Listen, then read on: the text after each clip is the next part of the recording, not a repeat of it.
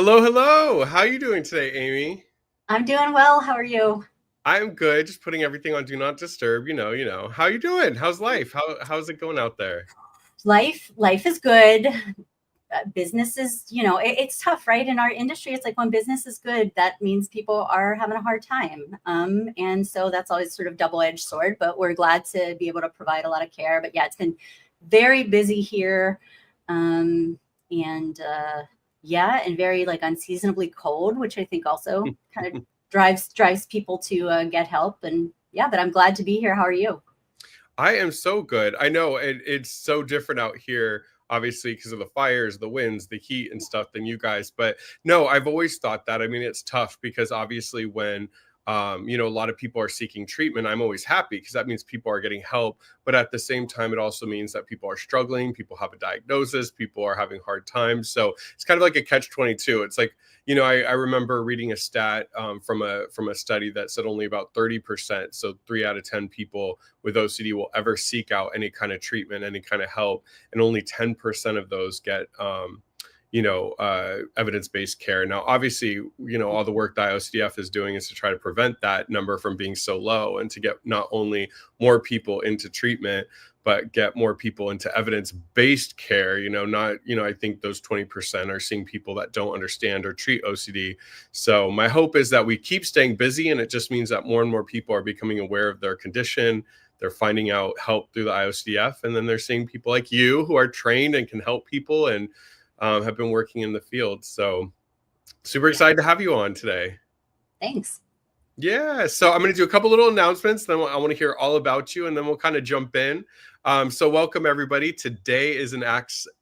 Wow, I was putting You Ask an got Experts together. Hey everyone, welcome. Today is an Ask the Expert. So welcome from wherever you're joining us from. I always like to hear where people are hanging out from. So in the chat, whatever social media platform you're on, we're on X, we're on Facebook, we're on YouTube, we're on Twitch, I think, we're on LinkedIn. So we have people joining us from all different places. We have clinicians, we have family members, loved ones, supporters, people with OCD, people with related conditions. So wherever you're joining us from, and then who are you here to represent? Are you learning more about OCD treatment as a new clinician? Are you a parent or a spouse here to support somebody with OCD? Do you have OCD yourself? So in those comments, we love to hear from where you're from, what you're doing, why you're hanging out with us. And also, our comments are our community. So this is a live stream with Amy and I obviously on it, but I look at you as like the second guest. So in the comments, you can give each other support. You can ask questions. You can make comments. We'll put them on the screen. We'll ask those questions. Amy and I will chat about them. Today, we don't have a specific topic. We really just wanted to get to your questions. We have so many pre-submitted questions. We get live questions. So if you have a question about treatment, about the condition, about OCD itself, anything that you have a question about, please put that in the chat and we'll get to them as many as we can today. So this is just one of the many live streams that the IOCDF hosts. So please go to iocdf.org/live streams and you can learn more about this live stream. We're here every Wednesday at noon Eastern. And all the other live streams we have to offer. But we're going to jump in. Remember, this is not a substitute for any kind of crisis. If you are experiencing a crisis, please contact your clinician, your prescriber. You can go to your local urgent care emergency room, dial 911. Also, we have 988 and the 988lifeline.org. But we're so happy to have you here. We are broadcasting on social media platforms all over. Be kind to each other. And remember, you can always watch this back on YouTube or on Facebook. I am always happy to have somebody with me. It's always cool to have somebody to go back with. And this is a good friend of mine who jumped in. She said she could come today, so I'm so excited. So welcome, Amy. How you doing? Doing great. Yeah, when I think you contacted me, I want to say it was like 22 hours in advance, not quite a day. And I thought, what a better way to like embody what it means to be somebody who tells clients to move toward the things that are of value to you that make you anxious. And I was like, well, I don't know the topic. I'm being called an expert. It's, less than a day in advance. Like, count me in. This is what it's about. This community is what it's about. Well, I was going to say, I mean, that's what I love about the IOCDF. That's what I love about the OCD community is I feel like, people like yourself and so many others, there's such a want to like support, to provide resources, to volunteer time. Everybody on the staff, everybody who jumps on these live streams just really wants to support people. And I always think, I wish something like this would have been around when I was getting treatment. My mom and I just felt so alone in this battle. So I get emails from people around the world that watch these and are just like, I tune in because it's just the place that I can feel seen, heard, and supported at least once a week. People, especially because we air earlier, so a lot of people are also international. I mean, you always forget how many pockets of people aren't getting help here, and there's countries that don't have resources and stuff. But you run a center, so tell me a little bit.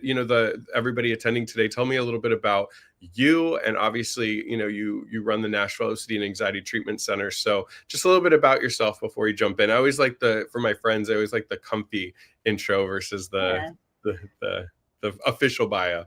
The formal, yeah. Well, I am a licensed clinical psychologist, and I'm the founder and owner of the Nashville OCD and Anxiety Treatment Center. We have 2 locations in Middle Tennessee, neither of which are actually in Nashville, which is fun, but they're both adjacent. So one's in Brentwood, Tennessee, one's in Mount Juliet, Tennessee, and we work with individuals ages 5 and up. So I believe right now we've got 5 to 81. And we really are a specialty clinic. We work with OCD, anxiety, and related disorders, including BDD, body-focused repetitive behaviors, hoarding disorder. We also work with tics and Tourette's, all of it using evidence-based treatment applied flexibly.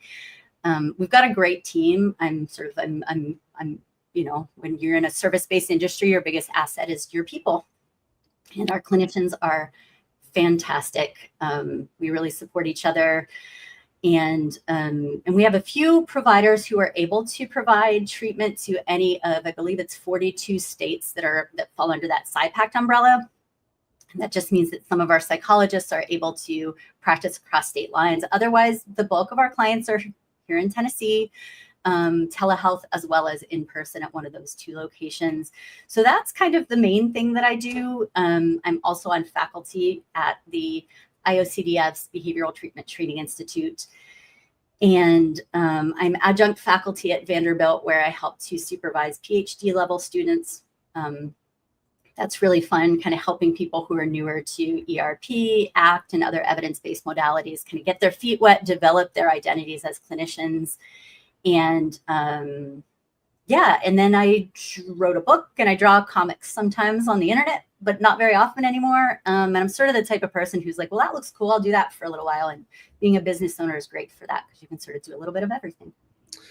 I want to jump into the questions, but before we do, we got to talk about that comic. So I have 2 others for you. I forgot to tell you. So one of the things that if people are familiar with ACT, or acceptance commitment therapy, one of the things when I was being taught it many years ago is they use a lot of analogies in ACT. And I've always felt analogies help me understand my own OCD, because I think it's great now as a clinician to understand the science. And I really like helping clients understand how the brain is working, what's going on in their heads, and really that. But I find when you use an analogy or you talk about a topic that's so familiar to someone that really reflects kind of the constructs of OCD, a lot of times I see these aha moments, because people are like, oh, I never thought of that.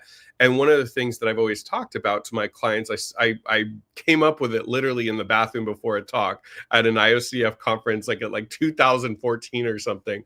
But, I'd always have people talking to me and just saying, Chris, I'm really, really struggling because my subtype always switches. I was off at college and it was all about cheating on exams and cheating on my girlfriend. And then I got home and my sister has a new daughter, and I started having harm thoughts around my niece. And then, I started working in a job where I'm making big decisions and I'm questioning and staying after. And they're like, I feel like I got better in one thing and I didn't get better in another. So I've always used this analogy, the Halloween analogy. And I've always said, if you are trick-or-treating and you're that family, man, that is giving out those king-size candy bars, and you're always, the one in the neighborhood that people are like, dude, Amy gives out those candy bars. They're king size. They're huge. I love them. Imagine your neighbor coming up to you, Amy, and is knocking, and, you give them the king size. It's their first year trick-or-treating. They're redhead. They have freckles. They have a little cowboy outfit on, and they see that king size candy bar. Their blue eyes go wide. And then you're like, oh, here you go. And that kid gets so excited and is like, why am I going to be a chump and go to all these other houses? Runs home, puts on his karate uniform, runs up to your house, knocks again, you open, and you're like, this looks like the same kid, but you know what? I'm not going to judge. Here's a candy bar. If that kid goes home and keeps changing his outfits, you're not going to keep giving him candy bar. You're going to finally realize it's the same kid in a different costume. And so I came to you with that idea. You put it on your social media. I've seen you draw other ones. What has gotten you, like, what has been the reaction of being able to take these concepts of OCD and really make them kind of these visuals, these analogies, and these comics? And why has it been so successful with people to really resonate? I saw so many people in all the different comments really appreciate it. Yeah, I think there are a number of, I guess, motives there, because number one, I think there's a lot of misinformation about mental health on social media, a lot of oversimplifying like really complex concepts. And so I wanted to provide something that is accurate. So it was like, number one, accuracy. Number two, I wanted it to be sort of like fun and digestible. So coming up with the concept of having like a visual representation of things. So there's another one that's an analogy about OCD kind of being like a door-to-door salesman or whatever. It's kind of an old-timey analogy, but like, you can hear the doorbell ring. You don't have to answer it and like hear OCD shtick every time and like what it wants to sell you. So I know that's another one. I've had ones about, mindfulness and staying present and so forth. And so I wanted the comics to be a way to sort of visually engage that's less dry and more just more palatable. And I've seen that some people are asking about where you can find these. That's on Instagram. It's at OCD Nashville. I will say that I'm, you can't rush an artist. No, I'm just kidding. I just haven't really been as inspired lately. So there haven't been as many comics, but I think I went back and started drawing them in 2019. And for a while I was sort of on fire. I was like, everything everybody said, I was like, that's a comic, that's a comic, that's a comic. But yeah, I like that. And it appeals to, it's not, when people hear comics, they're like, oh, it's like, it's for children. No, it's for anyone who has a sort of like playful way that they want to engage with this content. And some of them are less, cute and metaphorical, and they do get kind of deep and so forth. But I do my best to try to keep them accurate, evidence-based, and to create this platform where people can connect with one another as well. So yeah, that's been, I didn't expect it to be as gratifying as it's been. Yeah, well, I have some ideas. I'll update you up. I want to jump into some live questions. We have some pre-submitted questions, and then I have some questions for you. The first one we're going to jump into, Rachel, came at 10:04 a.m. It's from YouTube, and it says, how do you do response prevention for just right OCD? So just right OCD, maybe give a little synopsis for people that aren't familiar with the subtype. And then what does response prevention look like for just right OCD? So generally with just right OCD, you're not necessarily worried about a feared outcome happening. If I don't do this, that, and the other, then something bad will happen, or, harm will befall somebody I love.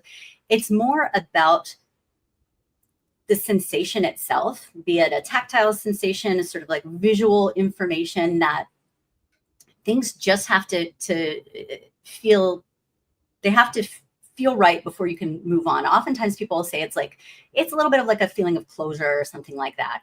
And so again, not associated with any kind of external, although I guess it could be if there's also magical thinking, but I'm sort of getting ahead of myself. But yeah, it's not about, perfectionism is like, there's this objective standard of perfection and I'm trying to get there. Just right could be sort of arbitrary. I need to tap something in not a certain number of times, but until it feels just right.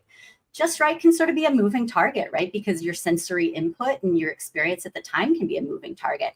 And I do think that can make it feel a little bit more difficult for response prevention, because you can't just say, for example, if your compulsion is to tap things 5 times, you can't just say, well, do it, 4 times. You've kind of got to on the fly figure out, okay, how can I cultivate willingness to sit with that not quite right feeling and continue engaging? And so what I would say is response prevention for just right OCD depends on first identifying, hey, what is it that sort of OCD wants me to do ideally right now? Like, what is the sensation that I'm trying to attain, or that I'm trying to subtract? or the mental, I've got to say things until they sound just right. Okay, that's not quite perfectionism, but it sort of is. And so, this is going to sound like oversimplifying, but I think it's a really good starting point, is that if OCD wants things just right, then what is response prevention? Response prevention is making it wrong in OCD's eyes, right? Right, that it's wrong. And so when you do that, you can be flexible about that. You can be playful about that. You can always sort of like, you can pull sort of the response prevention out of the jaws of OCD. You can always undo something. Oh, I just did oftentimes people say just right compulsions feel automatic. I just blinked and it felt right. Okay, well, can you do something to kind of regenerate that sensation?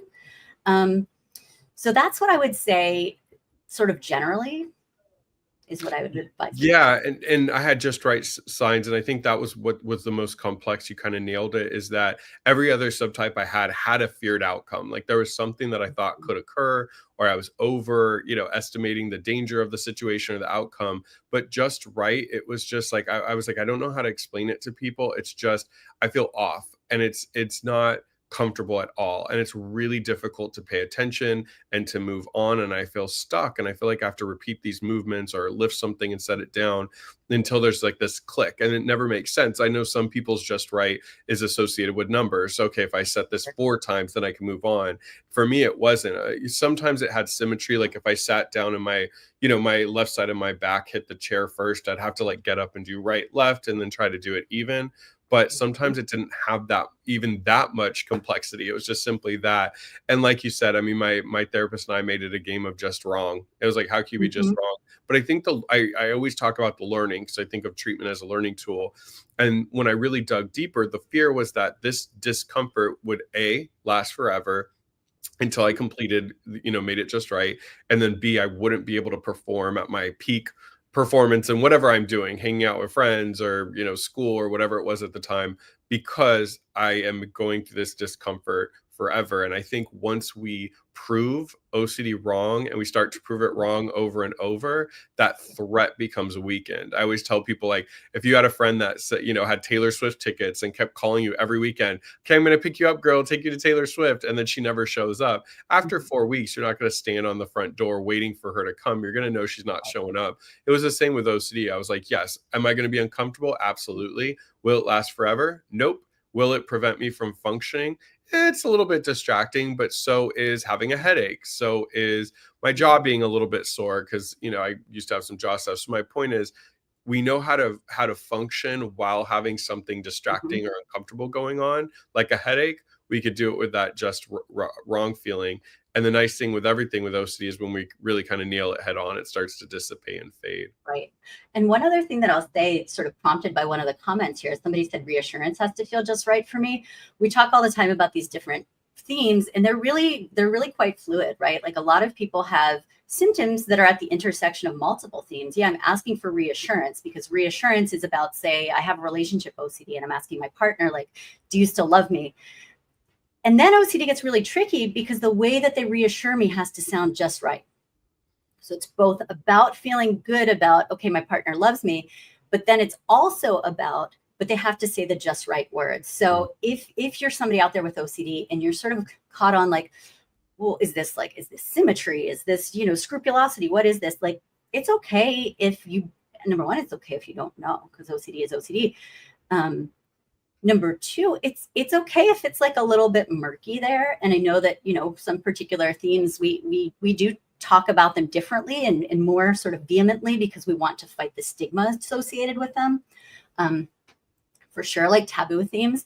But I guess that's just to say that, like, oftentimes, just right can almost be like a little piggyback on some other symptoms too.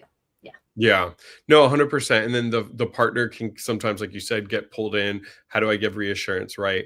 I wanted to also toss this up at 12:04 from the same person on YouTube about, is overthinking OCD. And the reason I asked this is, I don't know if you've experienced this, Amy, but I want to do a talk on this at a conference. So you and I have to collaborate, but there's certain, despite subtypes, despite whatever, there are certain things that I see almost everybody with OCD do, things like needing to finish something or to complete something.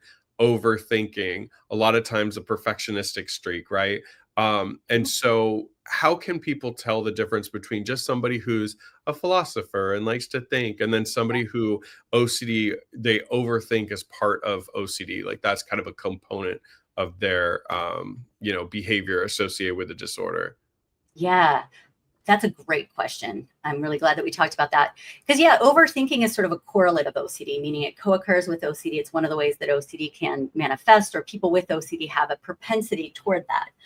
And I would say we're going back to kind of like, what is the function of the overthinking? Are you trying to attain certainty, reduce negative affect? I should use different words, reduce feelings of like anxiety, distress, and so forth? Are you trying to sort of like analyze your way out of a feeling or distress, or to get, does it feel very urgent? And when you take a step back, it's like, well, this isn't really urgent or logical or what have you. Those would be some of the things where I would say, hey, that's kind of like overthinking as a compulsion, or overthinking as like rumination as a compulsion. You can also be somebody who is just, a deep thinker within the context of, say, like problem solving or something like that. And that's another thing that I go back to is this thinking really like solving a problem, or is it just trying to resolve some sort of unwanted, distressing internal state? Right? Are you trying to answer like an unanswerable question? Are you trying to attain certainty for something for which certainty doesn't exist? Or are you doubting something for which certainty does exist? Right? And I know that's a lot to say. There are a lot of people might be like, well, which is it? OCD is complex, right? So for me as a therapist, I'm really looking at what's the function of the overthinking, and is it really problem solving focus? So is it like, I have a discrete problem, I'm taking steps to plan a response, or am I spinning my wheels? That could be another comic, right? You're stuck in the mud. You're spinning, and actually that works really well, right? Because the irony of spinning your wheels is you actually get more mired in the mud. So. Yeah. Well, I like to think about, the difference between typically like somebody who likes to overthink. It's typically about something neutral or something pleasurable. But in OCD, we're trying to fix something, solve something, prevent something from happening, get clarity on something we already have clarity about. And, I always try to remind clients, like, your goal is to never let the O become a C. So if let's say I leave a social situation, and as I'm getting into the car and driving off, my brain is like, wait, did I say something really racist and offensive at the party? And then all of a sudden I start to feel those sensations of panic, that shame, that guilt, that anxiety. My heart is racing, etc. OCD wants me to have a conversation with it on the drive home. It wants to take that monologue and become a dialogue back and forth. Wow. And our goal and our job is to say, hey, I don't want to sit in the car and spend the whole 20-minute drive home replaying the event, trying to figure out what happened. That's what I consider like, compulsive rumination, or like overthinking that's unhelpful. I always ask people when they ask me this question too, I'm like, is it helpful? Like if I'm coming up with a name for my pet, or if I'm trying to figure out what I'm going to get a friend for a gift. I mean, there's stages, right? Like I kind of think about it, I come up with an answer, I go online, I look for something, they don't have it, I trend to a different site. But the bottom line is, like, most of my clients are asking and overthinking the same question they haven't had answers to years. And it's like, hey, maybe there isn't an answer. Maybe this isn't something that is going to be concluded in the manner that you're trying to approach that. Right.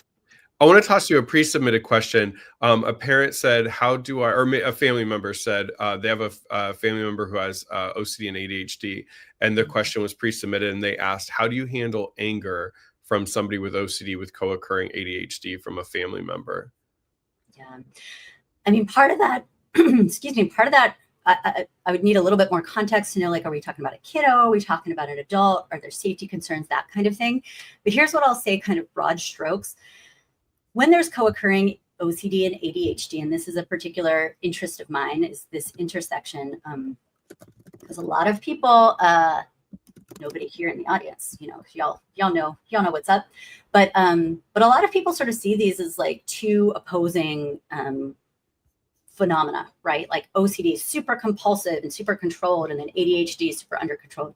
Really, I see like both of these disorders have or conditions have a common factor of like being disinhibited. Like I want to do a compulsion. It's really hard to refrain. Or with ADHD, I'm impulsive. I have an urge. I got to blurt it out. You know, I'm gonna interrupt someone, or I'm gonna cut in line, or what have you. So that common disinhibition, there's also similar parts of the brain that are implicated. So the basal ganglia is implicated in both concerns as well as like certain brain circuitry.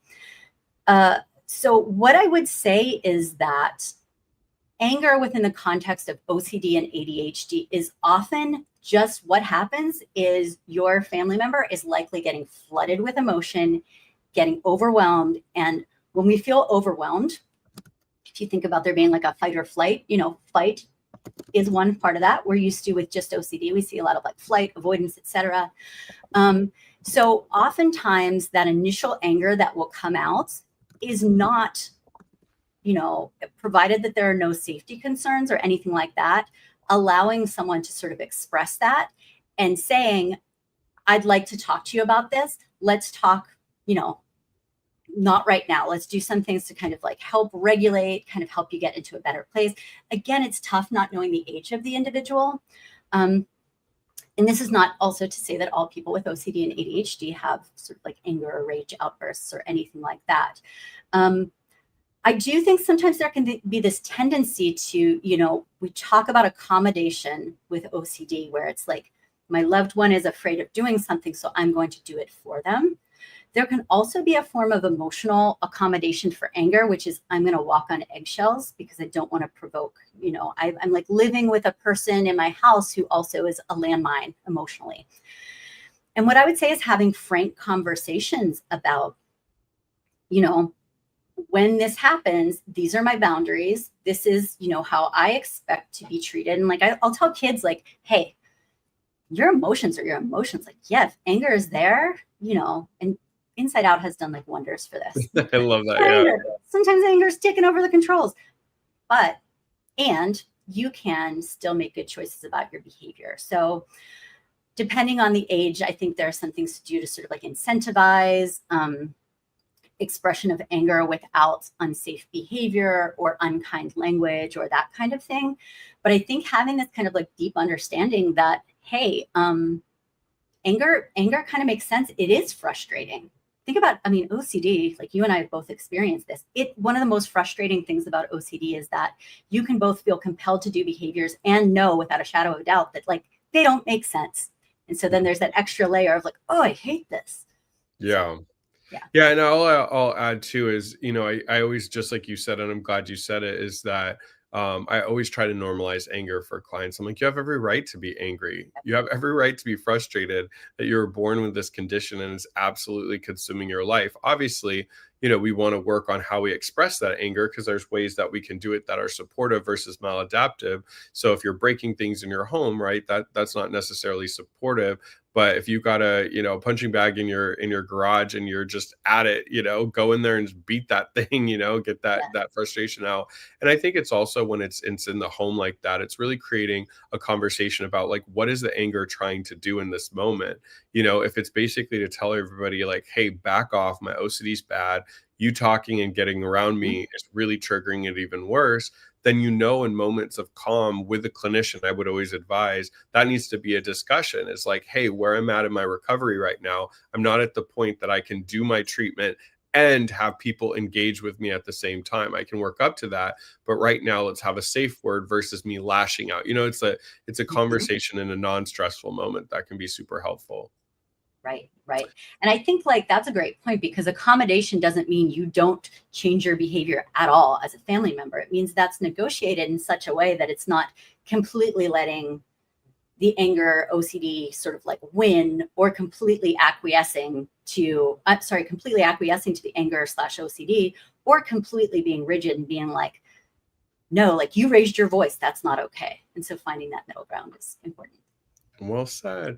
Alex, she wrote from YouTube, asked a couple questions. I'm going to jump to one that I really like at 12, 5, or 9, 10, 11. I'm so bad at doing the time change thing. Sorry, Rachel. 11:52. How do you deal with panic in the moment? I've read all the books. I researched the OCD topics, know the tips and tricks, but in the moment, it always feels real. Well, here's what I'll say.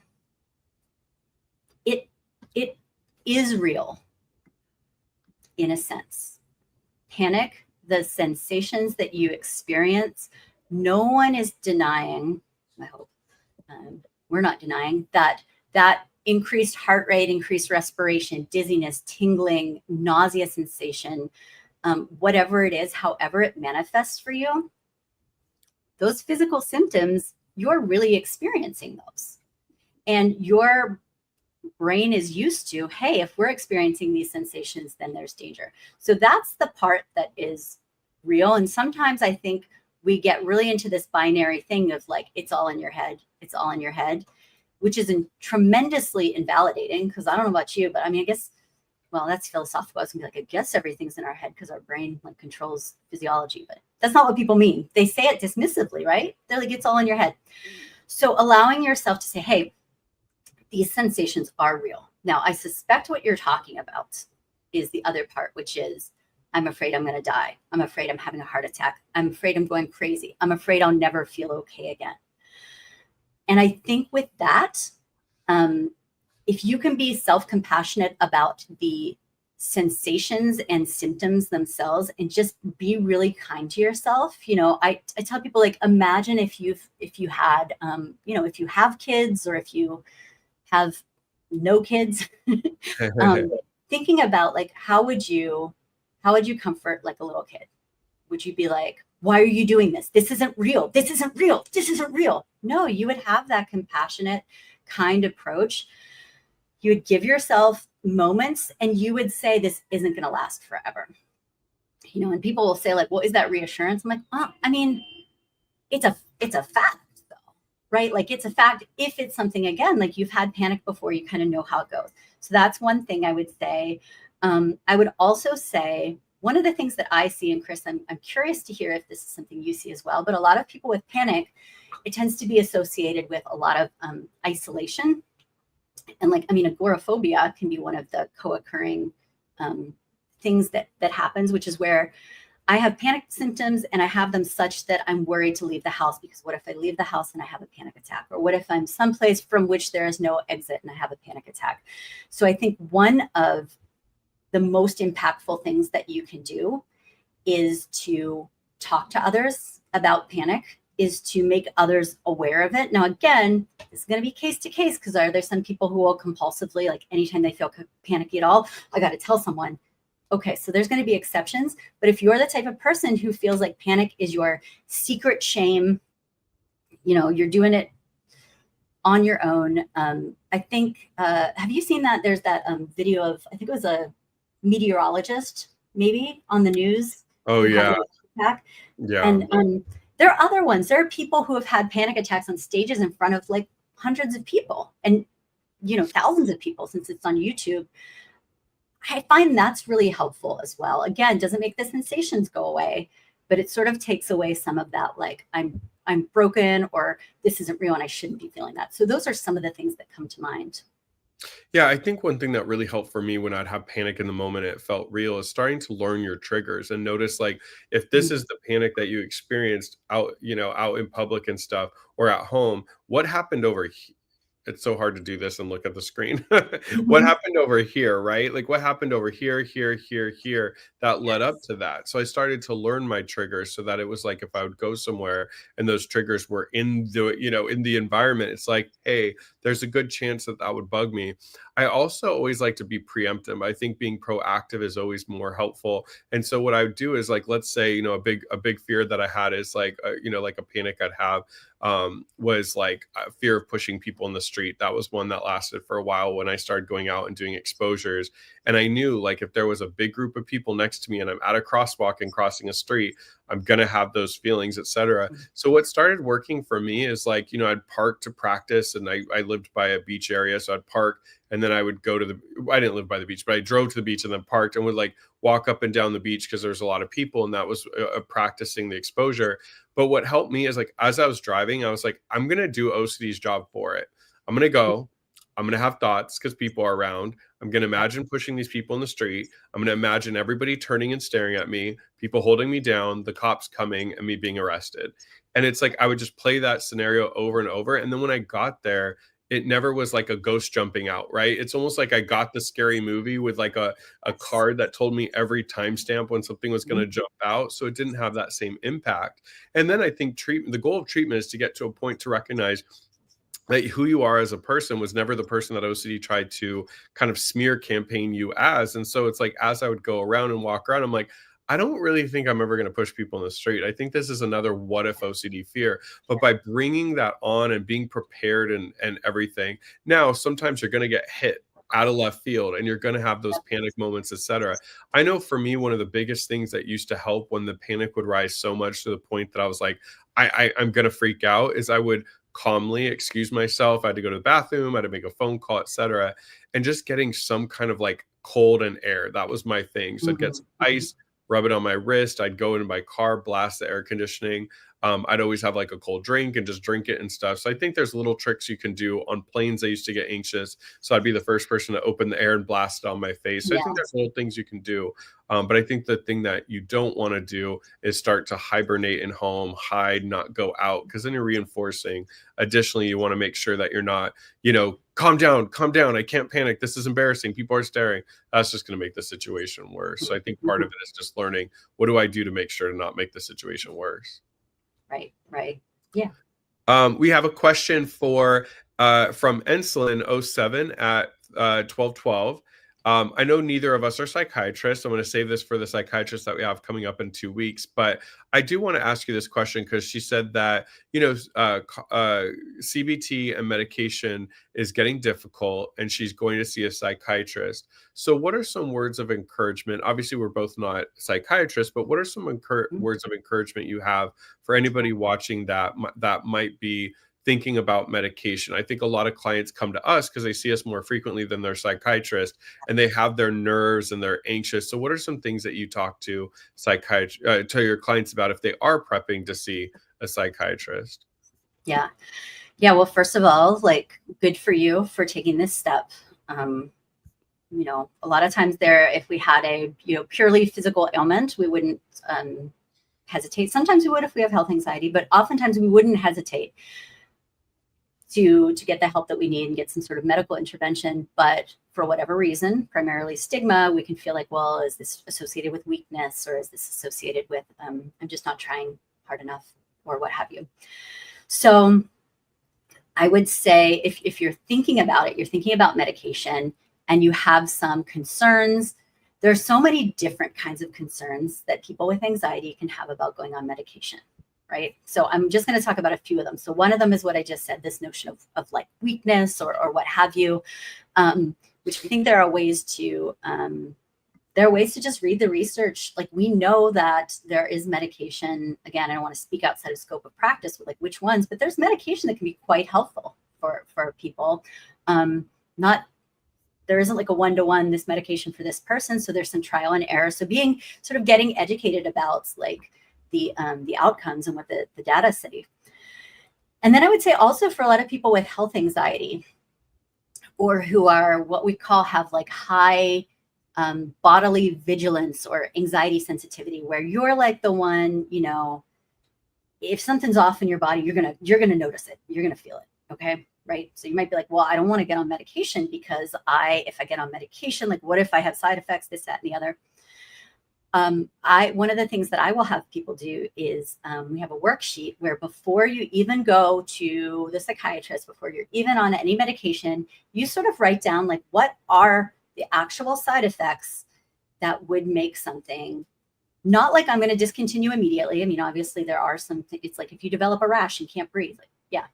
But, what are the things where like I'd want to talk to my doctor, and not just, insomnia, but like, how much insomnia? Okay, is it five hours of sleep for like 5 days in a row? Like really clearly write that out prior to getting on medication. And then the things that you're willing to tolerate. And you can kind of have this as you go in, as you begin medication, you can kind of look back. And I always say to people, like, and then if you need an extra session with me because you're having some of these symptoms, but they're not meeting criteria and you're not sure, because I mean, side effects happen, right? Not to everybody, right? We're all flying into the uncertainty when we just go on medication. And then a final thing I would say is, if you're going to a psychiatrist for the first time, it is okay to write down some notes. If you're somebody who gets anxious, you get in there and they're like, what symptoms have you had? And you're like, wait, what? I don't know. Write down some notes and things like that. You know, to the extent that it's possible to see if a psychiatrist has worked with other people with OCD, presumably they have. You know, it's a common enough condition that most people have. And I wouldn't want anybody to be in a situation where they're having to like educate their psychiatrist about, like, you know, hey, yeah, so I'm having these thoughts about harming children, but I don't really want to. And the psychiatrist being like, whoa, what's that about? And I believe that for the IOCDF's Find a Provider has psychiatrists as well as like clinics and things like that. So, you know, so I would say bring notes. That's okay. That's not like a compulsion or anything like that. If you're, it is about, well, it could be if you're writing them over and over, but like, yeah, bring that information, right? Advocate for yourself, practice advocating for yourself. But whomever did that question, I'm so excited for you, and way to go for taking that step. Yeah, and I mean, you summed it up perfectly. The thing I always tell people is bring your questions, right? We got to, sometimes what I like to do with clients is bring your questions to me first. Let's look through and see if any of them are compulsive and repetitive, right? Something you already know, but you want to hear again. But you bring your questions, right? Like, it's not a used car salesmanship. You should leave feeling confident and comfortable that you're going to be supported on your medication journey. Leonora, which is a beautiful name, by the way, on YouTube at 1212 asks, please, any advice on how to study when I don't have the will to? I sit and read, but it feels like my brain shuts itself down and won't understand and remember anything, basically wasting time. I'll take a stab at this, and I'd love to hear any additional stuff. I'd say, Leonora, the biggest thing that I always work with clients when they come in with any kind of struggle is, let's kind of look at the core of that. Like, what is the motivation behind it? What's causing it? Because with OCD, it could be a bunch of different things. Do you have a very extensive studying routine where you have to read things over and over and have note cards and, you know, highlight everything in the book to the point that your routine is so laborious and exhaustive that you just don't want to do it, and so you're starting to avoid studying? Could it be from the fact that all day you've been mentally ruminating, doing compulsions, and by the end of the day, you're just exhausted and don't have the, you know, the energy to study? Is there some other compulsion that you have that's preventing you from study? I have clients that are afraid of certain words. So when they're studying, they're like looking for bad words to cover with their finger in reverse. So is there a way that OCD is having it? Could there be potential? We were talking earlier about ADHD. Could there be a potential co-occurring ADHD? Because sometimes with ADHD, people really struggle on focusing and processing information and reading because it's not a subject that they're very interested in. They have other things that they'd rather focus on or spend their time on. Could it just be that you're taking too many classes? So what I do firstly in order to help you guide on what to do specifically would be kind of looking at what comes up in the moment. What are some of the fears when it's time to study? What are some of the barriers, some of the worries, some of the concerns? And that can help you and your clinician guide you to the specifics. I know for me, studying was exhaustive because I basically would almost like rewrite the book by hand, rewrite the lecture notes. I was very perfectionistic about my grades, and it got to a point where it wasn't sustainable. So I avoided studying because I knew it was going to be a laborious event. Yeah. Yeah, that's all great. I would echo all of that. I would also say that sometimes there is some research looking at kind of, you know, memory abilities in people with OCD, and there aren't significant differences there. But what there is there is significant differences. There is a significant difference in what we would deem memory confidence. So I trust you here, but it was something about the way the question was written. It said, like, I feel like I'm not retaining anything. And I would also want to know, is that being borne out like on tests and stuff like that? And it may be because of some of the things that Chris is talking about, be they OCD, ADHD, or something else related, in which case I think it could be very helpful to also think about, in particular, if there's ADHD, accommodations or things like that, you can also talk to your school about some learning support. However, if it's like, I feel like I'm not retaining anything and I have to keep reading, do you have any evidence to challenge that? Do you have evidence that like, hey, I don't feel confident, but I'm doing okay. I always use this example of there's this like national board exam that you have to take as a psychologist. And it's the only test I think I've ever taken in my life where I believe you have to get like a 65 or 70% to pass. Nobody gets 100. And it was this really interesting situation for me because I took it and I was like, I just bombed that because I was used to feeling like, hey, to feel confident in myself, I had to feel like I got, 90% or more or whatever, which is a separate issue. And so I was like, I completely bombed this. And I didn't, surprise, I passed. They were like, do you want to write questions in the future? Like, you did great. It's like, no, thank you. I want to never look at this test again. I felt the same way. Oh, they're the worst. But like that discrepancy between my confidence and my actual performance kind of gave me a window into how it sometimes feels when you have OCD and you're like, I don't trust my own memory. And so much of that is like, I'm doubting my memory, right? Like I know, but I doubt that I know. So that would be my only additional thing is if there's any of that going on as well. Yeah, really well said. This is interesting. So I definitely want us to discuss. So intrusive OCD memes at 12:15 says, my relationship OCD is getting better the last few weeks. And now my wife asked me if OCD hits something you care about the most. So now if you don't ask her for reassurance, that means I don't care. So the reason I want to discuss this is because typically how this comes up more so for clients is what I call backdoor anxiety. So if somebody is learning that, hey, the reason OCD is attacking something that I care about is because this is a value system of mine. This is something that I really care about. And OCD feels like it's being threatened. So I feel like I have to go on the defense. So down the road, as they start to get better and they're no longer engaging with the obsession, they're not doing compulsions, they're really getting some clarity, that a lot of times for people with OCD, they get that backdoor anxiety. Wait, I've always been told that if I get really, really anxious around kids, it's because I care. Now I'm not anxious anymore. Maybe I am a pedophile, or maybe I am not loving my wife, etc. But this is kind of a different flip on this. So how would you work with this couple if they came into a session where she's thinking, well, OCD attacks the things you care. You don't ask for reassurance. That means you don't care anymore about the relationship. Yeah, it is an interesting twist on it. And I appreciate this question so much because I love, love, love working with couples, working on relationships and so forth. I think OCD can be a profoundly relational disorder. Whether or not it's our OCD or another theme, it kind of wiggles its way into a lot of relationships. So I would say, my hope is that if you're in therapy and your wife is in therapy or your wife is available to come to therapy as well, I think it would be a great discussion to have with a therapist who can be sort of like the expert in the room, a sort of neutral source of information, to really take a step back and say, well, I wonder if there are any things that your husband really, really cares about that OCD has never attacked. Well, yeah, we have a pet and it's never been about the pet. Okay, so he's not asking for reassurance about like if the pet's okay. Does that mean that he doesn't care about the pet? Or does that just mean that OCD hasn't latched onto that? Right? Because asking for reassurance is OCD hijacking something you care. It doesn't mean that you have to have that reassurance or compulsion to denote caring. And I think that's where there's like that, like you said, that backdoor kind of error that happens.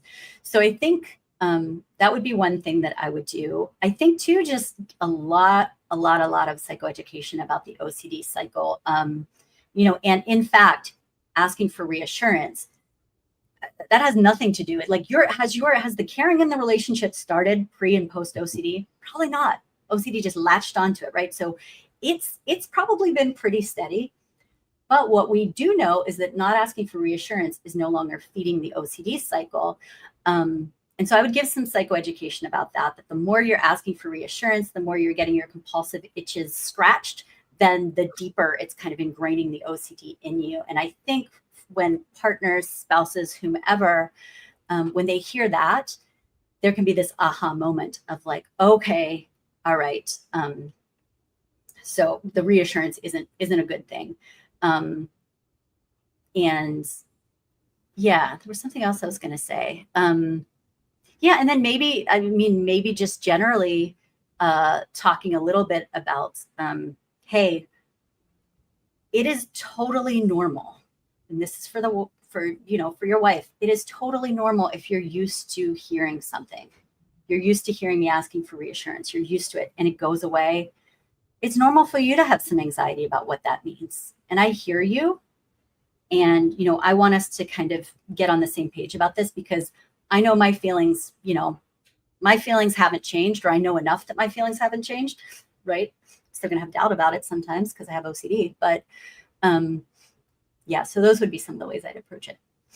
Yeah, I'll also toss out there, my mom and I run one of the largest free family and loved ones OCD support groups, and it's virtual, and we have spouses come on all the time. And that's what I thought as Amy was answering, is like, your partner just needs some education. So if you email info@ocdsocal.org, so info@ocdsocal.org. OCD Southern California is an official affiliate of the IOCDF. My mom and I are board members, but we use that email for people interested in things OCD SoCal is doing. But we also give you information about that family and loved ones support group. Amy's been on it. So hopefully you and your spouse could join us, because I do think, like you're saying, Amy, it's just some education, some better understanding. There's a miscommunication. Kay asks on YouTube at 1223, I have a habit of taking notes when I'm very obsessive and unsure of my memory. Is that bad for improving my OCD? Should I not take notes when I have something on my mind? So I'm gonna let you answer this, but I always want to come back to motive, right? Because what makes me think about that is I was working with a woman who is older. She was in her 70s, and she had taken notes for OCD her whole life. But then as she was working with, some people, some of her doctors and stuff, they had actually recommended that she start to take some notes and to notate things down so she doesn't forget. So what we worked on was not complete elimination of note taking, but hey, what was that range your doctor had suggested? And where is the OCD that you've had your whole life, where you're writing down every thought, everything, things that, like, make sure to brush teeth today, even though that wasn't something that she was struggling remembering. So outside of maybe something actually being medical, if somebody's writing notes down because they're unsure of their memory due to OCD, what would be a good way to approach that? I mean, I might have it be a little bit of an experiment. Sometimes I'll ask people, and this is always a funny question, because sometimes after clients answer, we both bust out laughing. And the question is, do you ever go back and look at these notes? Like 9 times out of 10, people are like, no. Like, exactly. No? Okay, so like, what do you think? Do you think it was worth it? I mean, sometimes then OCD will say, well, but writing them down might have helped to consolidate them. I mean, maybe not. But what I would do is say, why don't we do a little bit of an experiment here? Because I get it. Right now, you're not sure. It's been this way for so long. You don't have evidence that the note-taking is not in some way supporting your memory or your ability to, do these tasks.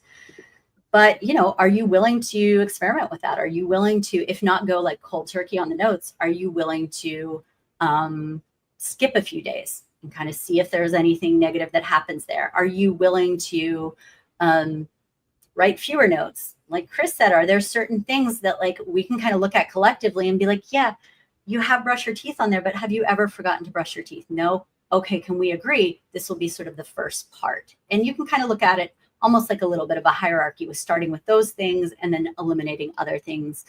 It sounds like whoever asked the question, though, there was some good insight there, right? Because you said something about it is more about memory confidence. And again, we're going to talk about that, or we as therapists talk about that a lot. Is it really your ability, or is it your confidence in your ability? And when we're talking about confidence, we're talking about, here are the facts, and then you're kind of doubting whether or not that's true. So I'm not confident in that. I'm not confident in that. And if that's the case, then we want to really kind of, eliminate those behaviors that are going to, that are just going to be compulsive. I'm going to answer this next one, then I have a question for you. So Alex writes, at 1224, I also wonder about caffeine and sugar. Often I feel better with it, but too much makes the OCD worse, but also none feels calm than sad and like withdrawal. It's like playing a scientist. The only reason I'm going to take a stab at this is I just did a presentation 2 weeks ago.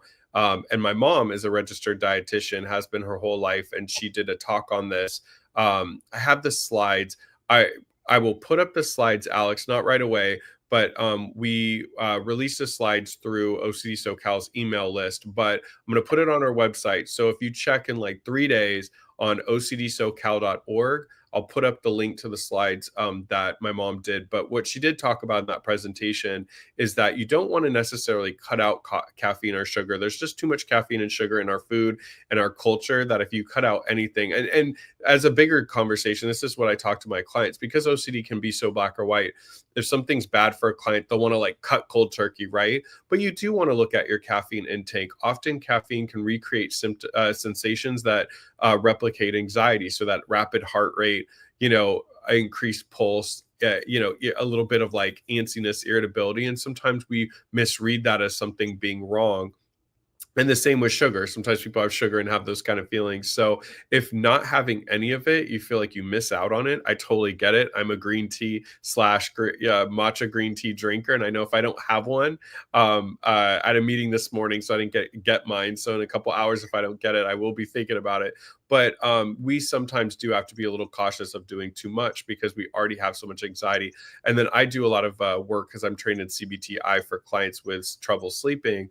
I talk to clients about, hey, maybe we need to cut it back and not drink it so late, because then it can affect sleep, which can affect mental health. So it's hard because the answer isn't a black or white. Go to ocdsocal.org in a couple days. I promise I'll get those linked to the slides up, but that can help with some information. I wanted to ask this question because I know I put it down for when I have a psychiatrist on, because I think this is a good question for like a psychiatrist, but I do want us to see if we could tackle this a little bit before we go.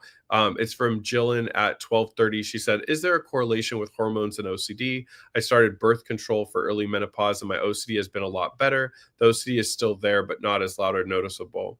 So I'll just tell you clinically what I've seen, what some of the research that I've read says is we know that for a lot of people, the time that people start to see symptoms of OCD is through puberty. So that 8 to 13 range, and then 18 to 21 when there's a shift in hormones through puberty.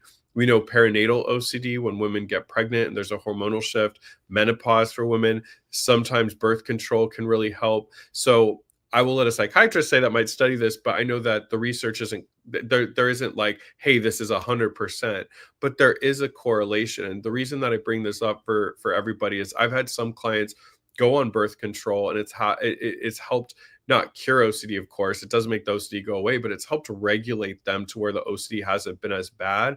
And I think one thing we've all been trained as clinicians is if there's a potential medical thing there, start with like a medical workup. Just go to your general doctor, see if there's something going on with hormones, because sometimes it is going to be something medical that can maybe help. I've had people with blood pressure problems, which makes them really weak. So they give into OCD more. They don't have the fight. So I just wanted to put that out there. It's not the worst thing to do to do like a health checkup. Yeah, I totally agree with that. And I will say as well, I think that people with uteruses, if you have a menstrual cycle, then sometimes it's not about just, puberty, menopause. It's about over the course of your cycle, you have, people will say, I have these like premenstrual, I have a kick up in symptoms premenstrually, and enough people have kind of said that, and the research is starting to show that, yeah, it makes sense. All these things are connected. That I think, taking that seriously, talking to a doctor, seeing if there's anything that can be done to sort of help regulate could be really helpful. Yeah, well, I'm looking at the time. I want to say so many people said kind things to us today. I saw Marnie Jacob, who I know is friends with both of us on Marnie. But a lot of people said hi, said thank you, said excellent conversation. A lot of people supporting each other in the chat. So I always love to see that. Thank you so much, everyone. We got to a lot of the live questions.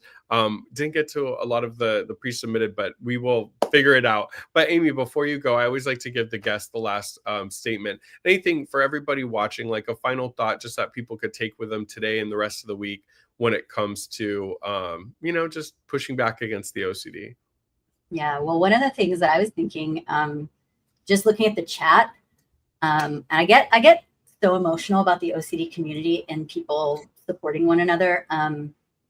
You know, I'm glad for everybody who's here. If you're somebody who wasn't able to make this live, you're watching on YouTube or whatever, find your community, find your people. A lot of people are afraid to like go to a support group or something like that, because like, what if I, you know, what if my OCD sort of appropriates somebody else's symptoms? I will say that by and large, you know, meeting other people with OCD, getting this like kind of like lateral support from people who have been there, who understand it, is beautiful. So engage. I love that. Well, thank you so much for everybody joining us. Thank you, Amy. We got to a lot of questions. We got to almost all the live questions. Any of the questions I didn't get to, I copied and put it on that pre-submitted question list, and we'll definitely get to it at a future live. But I'm going to have you back, Amy. You're obviously a personal friend, but you're a friend to the foundation. You've done so much for the OCD community. Great having you on. And I just want to say to everybody watching, if you can, if you're watching this back, because we get a lot of replays back, think about joining us live at 12 Eastern. You're going to be part of this incredible community. I've seen people support each other all day. People are getting to know each other. And like Amy said, that's going to be my final thought today. Make sure you find your community. It can be an affiliate, a support group, iocdf.org/find-help. Like really find your people. Having support through this journey is going to be so much better. Go to iocdf.org for everything IOCD resources. If you can make it this weekend, don't forget we have the Kids OCD Camp. So if you go to iocdf.org, there will be a button for conferences. If you have anyone in your life under the age of 18, this OCD camp is incredible. It is a place where people that are young and just trying to figure out life can meet other people with OCD. So don't forget to go to iocdf.org/camp. Join us for future live streams. We hope you have a great rest of your day. And remember, OCD is a liar. Stop listening to it and get your life back. Thank you so much, Amy, for being on. Take care, everyone. Having a great rest of your day. Bye. Bye.